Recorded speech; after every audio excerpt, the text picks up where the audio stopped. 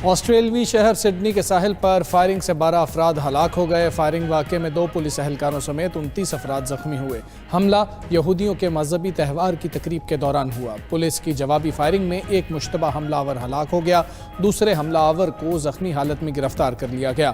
حملہ آور کو ایک مسلمان نے پکڑا۔ آسٹریلوی میڈیا کے مطابق تقریب میں 2000 سے زائد افراد موجود تھے۔ حملہ آوروں کی گاڑی سے دھماکہ خیز مواد بھی برآمد ہوا۔ مشتبہ حملہ آور کا نام نوید اکرم ہے۔ نوید اکرم سڈنی کے جنوب مغربی علاقے کا رہائشی ہے۔ سیکیورٹی اداروں نے نوید کے گھر پر چھاپا بھی مارا۔ ادھر نیو ساؤتھ ویلز پولیس نے واقعہ دہشت گردی قرار دے دیا۔ آسٹریلوی وزیر اعظم اینتھونی البانیز کی حملے کی شدید مذمت، کہا کہ بیچ پر فائرنگ دل دہلا دینے والا واقعہ ہے۔ یہودی آسٹریلوی باشندوں پر حملہ ہر آسٹریلوی پر حملہ ہے۔ ہماری ہمدردیاں متاثرین کے ساتھ۔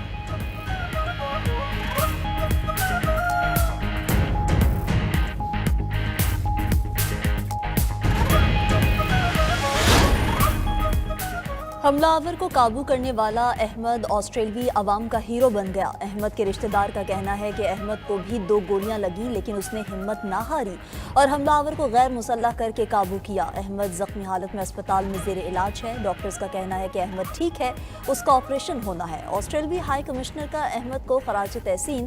ادھر بھارتی، اسرائیلی اور افغانی میڈیا کا پاکستان مخالف پروپیگنڈا آسٹریلیا حملے سے منسلک دہشت گرد کا تعلق پاکستان سے بتانے لگے۔ آسٹریلوی میڈیا نے حملہ آور کو نوید اکرم کے نام سے شناخت کیا، لیکن بھارتی، اسرائیلی اور افغانی میڈیا نیو ساؤتھ ویلز کے شیخ نوید کی تصاویر دکھا کر فیک نیوز پھیلا رہا ہے۔ شیخ نوید کا کہنا ہے کہ اس کا واقعے سے کوئی تعلق نہیں۔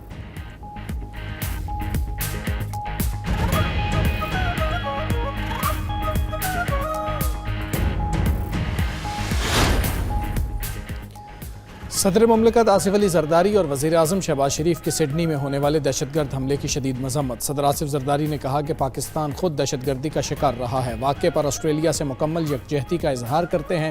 وزیر اعظم نے کہا کہ متاثرین سے دلی تعزیت کا اظہار کرتا ہوں۔ نائب وزیر اعظم اسحاق ڈار اور وزیر داخلہ محسن نقوی کی بھی آسٹریلیا میں دہشت گردی کی مذمت۔ متاثرین کے اہل خانہ سے اظہار تعزیت، زخمیوں کی جلد صحتیابی کے لیے نیک تمناؤں کا اظہار کیا۔ اقوام متحدہ کے سیکرٹری جنرل انٹونیو گوٹریس کی سڈنی فائرنگ کے واقعے کی مذمت۔ برطانوی اور نیوزی لینڈ کے وزراء اعظم نے بھی واقعے کی مذمت کی۔ صدر ٹرمپ کی حملہ آور کو پکڑنے والے شخص کی بہادری کی تعریف۔ امریکی وزیر خارجہ مارکو روبیو نے کہا کہ پرتشدد واقعات سے دلی طور پر غمزدہ ہیں۔ ہماری دعائیں متاثرین اور آسٹریلوی عوام کے ساتھ ہیں۔ یورپی یونین، ترکی، قطر اور ایران نے بھی واقعے کی مذمت کی۔ برطانیہ کے شاہ چارلز کی سڈنی واقعے کی مذمت۔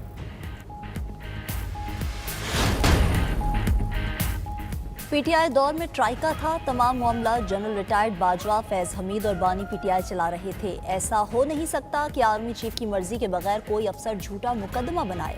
وزیر اعظم کے مشیر رانا ثناء اللہ کا کہنا ہے کہ ایک ملاقات کے دوران سابق آرمی چیف قمر جاوید باجوہ نے فیض حمید سے کہا کہ رانا بہت موٹا ہو گیا ہے، اسے دوبارہ سمارٹ بناؤ۔ میں نے جنرل باجوہ کو کہا کہ مجھ پر مقدمہ آپ نے ہی بنوایا، اللہ اس دنیا میں ہی اس کا حساب کرے گا۔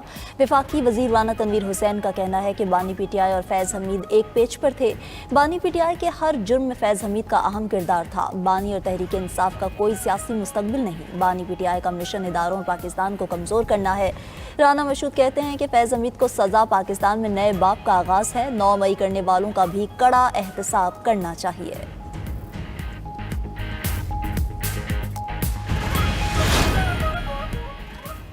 9 مئی بانی پی ٹی آئی اور فیض حمید کا جوائنٹ وینچر تھا، اس روز فوجی تنصیبات کو نشانہ بنایا گیا۔ وزیر دفاع خواجہ آصف کہتے ہیں کہ 9 مئی کو بانی پی ٹی آئی اکیلے یہ سب کچھ نہیں کر سکتے تھے۔ سیالکوٹ میں کرسچن کمیونٹی کی تقریب سے خطاب میں وزیر دفاع بولے کہ مارکہ حق میں پاک فوج نے بھارت پر تاریخی فتح حاصل کی، افواج پاکستان نے وطن کی حفاظت کی۔ پاک فوج کی فتح تاریخ کے سنہرے باب میں لکھی گئی ہے۔ اس جنگ میں دنیا میں ہم نے ایک منفرد مقام پایا ہے، آنے والا دور ترقی کا ہوگا۔ پنجاب میں ہزاروں اربوں روپے کی کرپشن ہو رہی ہے۔ خیبر پختونخوا کی طرف انگلی اٹھانے والے پہلے اپنے صوبے میں کرپشن دیکھیں۔ وزیر اعلیٰ خیبر پختونخوا سہیل آفریدی کا کوہاٹ میں جلسے سے خطاب، کہا کہ مریم نواز صاحبہ مجھے مشورہ نہ دیں، اپنے صوبے کا خیال کریں۔ وفاقی حکومت نے 5300 ارب روپے کی کرپشن کی ہے، ہمیں مشورہ دینے والے ملک کو تباہی کی جانب لے جا رہے ہیں۔ بانی پی ٹی آئی اور ان کی بہنوں کو جعلی مقدمات میں پھنسایا گیا، این ایف سی میں خیبر پختونخوا کا حصہ نہیں دیا جا جا رہا۔ خیبر پختونخوا میں 16,000 نوجوانوں کو میرٹ پر روزگار دیا ہے۔ اگر ایک بھی بھرتی غیر قانونی نکلی تو استعفیٰ دے دوں گا۔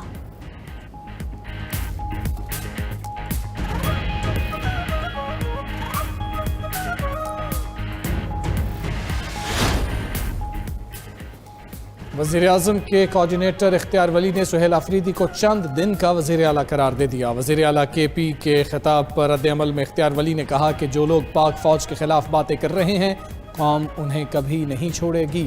آپ کا راج ختم ہو چکا ہے، اب عوامی حکومت آئے گی، ہم آپ کا ہر محاذ پر سامنا کریں گے۔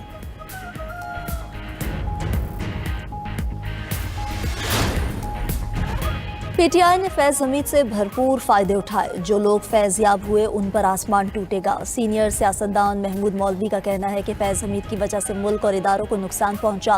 ملک کو آگے لے جانے کے لیے سب جماعتیں ایک ٹیبل پر بیٹھیں، ترقی کے لیے نئے انتظامی یونٹس بننے چاہیے۔ عمران اسماعیل بولے، chief of defence forces field marshal Syed Asim Munir نے احتساب کا عمل اپنے ادارے میں سے شروع کیا۔ پاک فوج نے انتہائی طاقتور شخص کو احتسابی عمل سے گزارا۔ یہ عمل یہاں رکنے والا نہیں، فائدہ اٹھانے والوں اور سہولت کاروں کا بھی احتساب ہوگا۔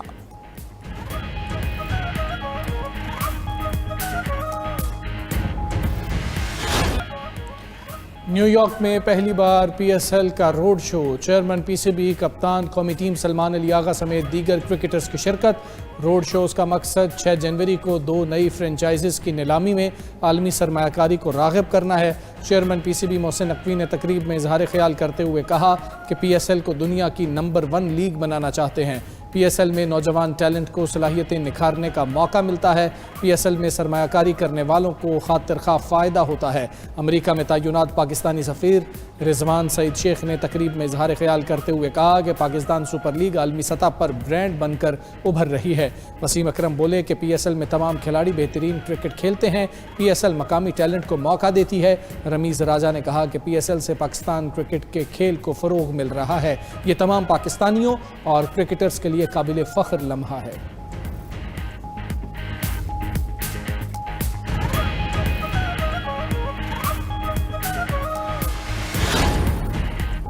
پاکستان ڈیجیٹل ایسٹس میں عالمی مثال بنے گا۔ 3 سے 4 کروڑ پاکستانی ڈیجیٹل اثاثے استعمال کرتے ہیں۔ وزیر اعظم کے معاون خصوصی بلاک چین اور کرپٹو بلاک بن ثاقب کی نیوز بریفنگ، کہا کہ پہلی بار عالمی ایکسچینجز کے لیے منظم، شفاف اور عالمی معیار کا راستہ کھول دیا۔ اینٹی منی لانڈرنگ اور دہشت گردی کی مالی معاونت کی نگرانی ممکن ہوگی۔ بائنانس اور ایچ ٹی ایکس کو NOC کا اجرا نئی سوچ کا عملی قدم ہے۔ پاکستان کا شمار دنیا کے پہلے 3 کرپٹو اپنانے والے ممالک میں ہوتا ہے۔ $100 ٹریلین کا عالمی بانڈ مارکیٹ ڈیجیٹل ریلز کی طرف بڑھ رہا ہے۔ پاکستان 10 سال میں ٹیکنالوجی کے ذریعے اپنی خود مختاری مستحکم کر چکا ہوگا۔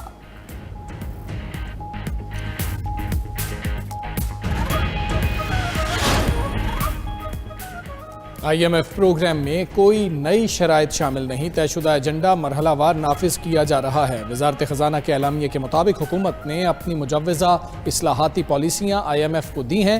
ان پالیسیوں کو مرحلہ وار آئی ایم ایف کا حصہ بنایا جاتا ہے۔ یہ اصلاحات ملک کے معاشی استحکام اور پائیدار ترقی کے لیے ناگزیر ہیں۔ ان میں شامل متعدد اصلاحات پر حکومت پہلے ہی عمل درآمد کر رہی ہے۔ ہر آئی ایم ایف جائزے میں نئے اقدامات شامل کرنا معمول کا حصہ ہے تاکہ طے شدہ حتمی اہداف بتدریج حاصل کیے جا سکیں۔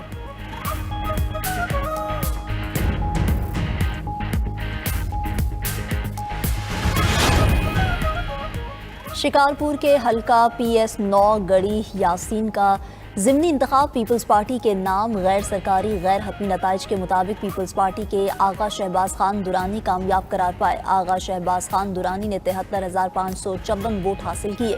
ان کے مقابلے میں JUI کے امیدوار سید رشد اللہ شاہ صرف 9,412 ووٹ حاصل کر سکے۔ ملک بھر میں سردی کی لہر برقرار، NDMA نے بارشوں اور برف باری کا الرٹ جاری کر دیا۔ بالائی خیبر پختونخوا، گلگت بلتستان میں بارش اور برف باری متوقع۔ آزاد کشمیر اور بلوچستان کے مختلف علاقوں میں بھی برف باری کا امکان ہے۔ مغربی ہواؤں کا سلسلہ شمالی اور مغربی پاکستان کے مختلف علاقوں میں اثر انداز ہوگا۔ ممکنہ موسمی صورتحال کے باعث دھند کی شدت میں بھی اضافہ متوقع ہے۔ ادھر ساوات کی وادی کلام کے پہاڑوں پر ہلکی برف باری سے ہر منظر نکھر گیا۔ پنجاب کے مختلف علاقوں میں स्मोक की शिद्दत बरकरार, लाहौर समेत दीगर शहरों में फजाई आलूदगी बढ़ गई। मोटरवे M3 और 4 धुंध की वजह से बंद।